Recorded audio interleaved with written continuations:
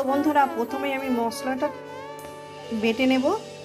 এখানে আদা রসুন গোটা গরম মশলা আর শুকনো লঙ্কা আছে আর টমেটোটা একসঙ্গে একটু হলুদের গুঁড়ো জিরে ধনের গুঁড়ো দিয়ে একেবারে পেস্ট করে নিয়ে ফিরছি। তো বন্ধুরা আমি গ্যাস ধরিয়ে দিয়েছি, কড়া আমি বসিয়ে দিয়েছি দেশি খাসি মাংস রান্না করার জন্য। শুনুন, বাড়িপুরে দেশি খাসি মাংস।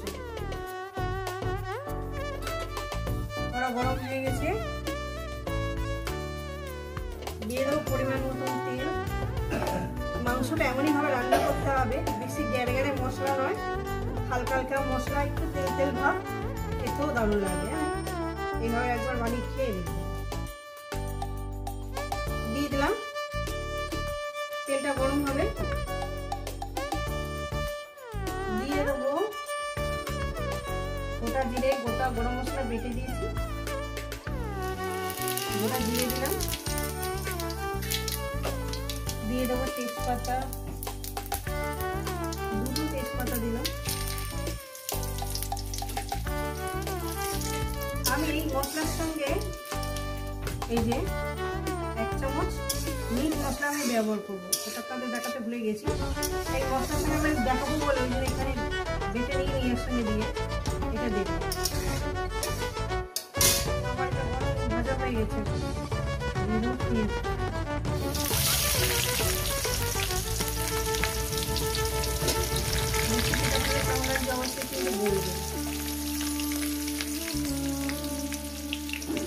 দিয়ে দেবো লবণ। পেঁয়াজটা যাতে সুন্দর ভাজা হয়, 1 চামচ চুল করে দিলাম, আশা করে আর লাগবে না। দেখুন 1 চামচ চুল করে দিয়ে দিলাম, দিয়ে সুন্দর করে আমি ভেজে নেব। পোড়া পোড়া করবেন না। তো বন্ধুরা পেঁয়াজটা পিঙ্ক কালার করে একটা হালকা হালকা গোলাপি কালার আসবে, একদম বেরেস্তার মতন করে দেবেন না। এইভাবে রান্নাটা করতে পিঙ্ক কালার মতো হবে, পেঁয়াজটা সব নরম হয়ে আসবে, আমি মশলাটা দিয়ে দেবো। তো বন্ধুরা পেঁয়াজটাকে ভেজে নিয়েছি, আর এখানে আমি মিট মশলাটাকে 1 চামচ দিয়ে এখানে আমি গুলে নিয়েছি। ঠিক আছে, এই মশলাটাকে আমি দিয়ে দিলাম 1 চামচ, শুরু করে 1 চামচ। মশলা বাজি দেওয়ার জলটা আমি পরে দিই। এবার এই মশলাটাকে ওটা দেখাতে পারলাম না, ভরে গেছে ক্যামেরাটা চালাতে। 1 চামচ শুরু করে মিট মশলা আমি দিয়েছি। দিয়ে এবার মশলাটাকে সুন্দর করে আমি মিনিমাম 3-4 মিনিট একটু কষিয়ে নেব, মশলাটাতে কাঁচা গন্ধটা চলে যায়। রেসিপিটা আপনাদের কেমন লাগছে অবশ্যই কিন্তু বলবেন। মশলাটা আমি কষিয়ে নিয়েছি, এবার আমি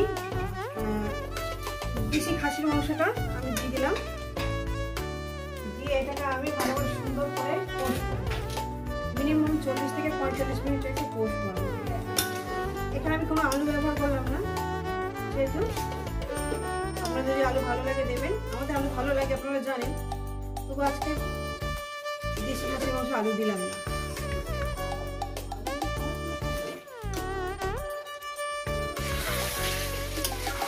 যত সুন্দর করে কষবেন বন্ধুরা ততটাই টেস্টি হবে। নাড়তে পারছি না বলে একটু নেড়ে দিচ্ছি। আচ্ছা,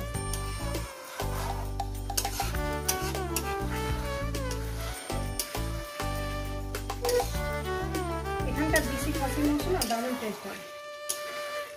আর এখানে ওই কলকাতার মতো বিরিয়ানি পাওয়া যায় না, বড় বড় খাসি পাওয়া যায় না।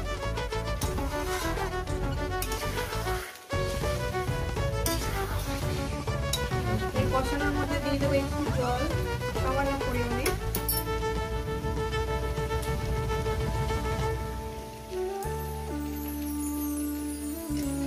আর কি জানেন তো, যেখানে এই যে বড় বড় যে খাসিগুলো পাওয়া যায় আমাদের বাড়ি থেকে অনেকটাই দূর, অনেক দূর। সবসময় তো অত দূরে যাওয়া সম্ভব না, ঘরের কাছে কাছে দেশি খাসির মাংস সেগুলোই খাওয়া হয়। এই রেসিপি কেমন লাগবে বলবেন কি।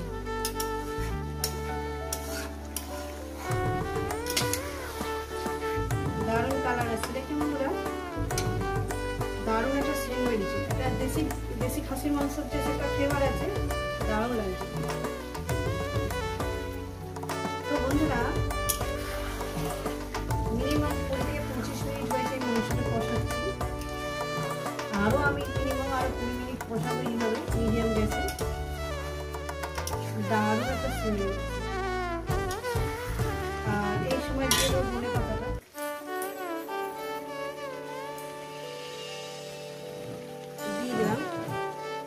দিয়ে দিলাম এই কারণে ফ্লেভারটা যাতে সব জায়গায় ছড়িয়ে পড়ে। ঠিক আছে, একবার বানিয়ে খেয়ে দেখবে নিতে হবে আমার রেসিপি। তো বন্ধুরা প্রায় 40 মিনিট ধরে কষিয়ে নিয়েছি। এরপর দিয়ে দেবো আমি জল।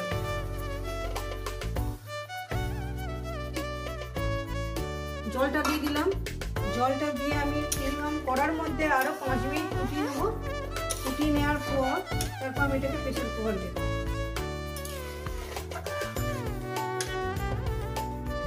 তো বন্ধুরা 5 মিনিট ফুটানো হয়ে গেছে। এবার মাংসটাকে আমি প্রেসার কুকারে দিয়ে 2-3টে সিটি মেরে নেব। চলো প্রেসার কুকারে ঢেলে নিয়ে আসছি। তো বন্ধুরা প্রেসার কুকারে বসিয়ে দিয়েছি। মিডিয়াম গ্যাসে আমি 3-4টে সিটি মেরে নেব।